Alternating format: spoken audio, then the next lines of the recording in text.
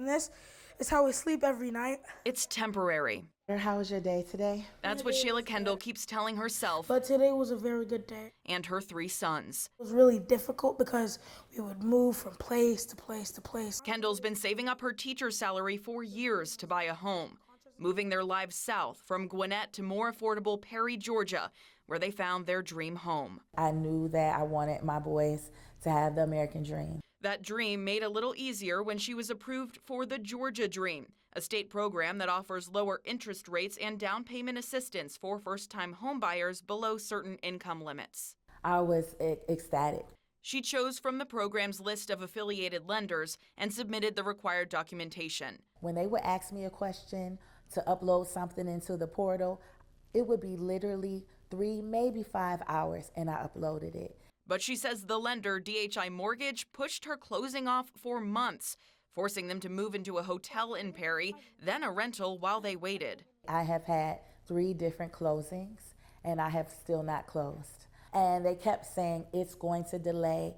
Georgia Dream takes time. Wesley Brooks with the Department of Community Affairs, which runs the Georgia Dream, says its processing times have been longer than usual. What's the average timeline for this moving through? This summer, when we had an explosion in the housing market, we got up to about 14 days, business days it took us to review a document. Brooks says the DCA recently increased staffing and made leadership changes to improve processing times, aiming for a 1-day turnaround. But he says Kendall's 4-month wait likely had more to do with the lender. Unless one of those lenders is getting us the right information, we can't process it. Has DCA ever removed one of these loan offices? We have, and it happens periodically. We want folks to tell us, hey, this isn't working with this loan officer, and here's why.